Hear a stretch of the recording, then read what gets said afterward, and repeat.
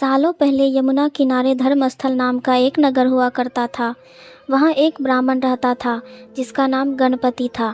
उसकी एक सुंदर और गुणवान बेटी थी। जैसे ही उसकी शादी की उम्र हुई तो वो और उसका परिवार उसके लिए योग्य वर ढूंढने में लग गया।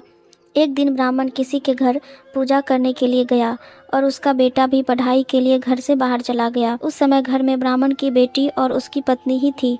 उसी वक्त एक ब्राह्मण लड़का उनके घर आता है। ब्राह्मण की पत्नी उस लड़के का अच्छे से सत्कार करती है और खाना खिलाती है।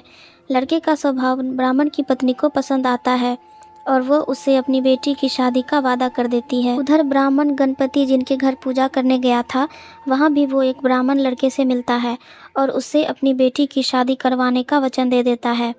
ब्राह्मण का बेटा जहाँ पढ़ने गया था वो भी वहाँ एक लड़के से यही वादा कर देता है। कुछ देर बाद गणपति और उसका बेटा दोनों खुद से चुने हुए लड़के को लेकर घर पहुँचते हैं। दोनों घर में एक और ब्राह्मण लड़के को देखकर चौंक जाते हैं। वो सभी इसी दुविधा में पड़ जाते हैं कि लड़की एक है और शादी का वादा तीनों ने अलग अलग लड़कों से कर दिया है। अब क्या होगा? लड़की का विवाह किससे करवाएंगे? इसी दुविधा के बीच पड़ोसी उनके घर खबर लेकर आता है कि उनकी बेटी को मोहल्ले में ही एक सांप ने काट लिया है।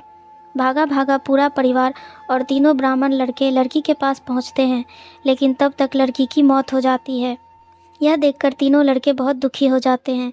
कुछ देर बाद लड़की का परिवार और तीनों ब्राह्मण मिलकर उसका अंतिम संस्कार करते हैं। लड़की के क्रियाक्रम के बाद एक ब्राह्मण लड़का उसकी हड्डियां अपने साथ लेकर जंगल चला जाता है। दूसरा उसकी राख को इकट्ठा करके पोटली में बांधकर उसी शमशान घाट में झोपड़ी बनाकर रहने लगता है। तीसरा शमशान घाट से निकलकर लड़की के गम में देश देश योगी बनकर घूमने लगता है। ऐसा होते होते कई साल गुजर गए। एक दिन अचानक योगी बनकर घूम रहा ब्राह्मण किसी तांत्रिक के घर पहुंच गया। ब्राह्मण को घर में देखकर तांत्रिक खुश हुआ और उसका सत्कार किया। तांत्रिक ने योगी से कुछ दिन अपने घर में रहने के लिए कहा। तांत्रिक की जिद को देखकर योगी उनके घर में ही रुक गया। एक दिन तांत्रिक अपनी विद्या में बहुत लीन था और उसकी पत्नी सबके लिए खाना बना रही थी। उसी वक्त उनका बेटा रोने लगा और अपनी माँ को परेशान करने लगा। तांत्रिक की पत्नी उसे बहुत संभालने की कोशिश की, लेकिन वह नहीं माना। आखिर में तांत्रिक की पत्नी को इतना गुस्सा आया कि उसने अपने बच्चे की पिटाई कर दी। उसके बाद भी बच्चा चुप नहीं हुआ तो उसने उसे चूल्हे में डालकर जला दिया। यह देखकर योगी ब्राह्मण बहुत नाराज़ हुआ और बिना कुछ खाए ही अपनी पोटली लेकर उनके घर से जाने लगा। इतने में तांत्रिक आया और योगी से कहा, महाराज खाना तैयार है, आप इस तरह गुस्सा में बिना खाए यहाँ से ना जाएं। गुस्सा में योगी ने कहा, मैं इस घर में एक मिनट भी नहीं रुक सकता। जहाँ ऐसी राक्षसी रहती हो वहाँ मैं कैसे कुछ खा सकता हूँ। इतना सुनते ही तांत्रिक झट से चूल्हे के पास जाता है और एक किताब से एक मंत्र पढ़कर अपने बेटे को जिंदा कर देता है। यह सब देखकर योगी हैरान रह जाता है।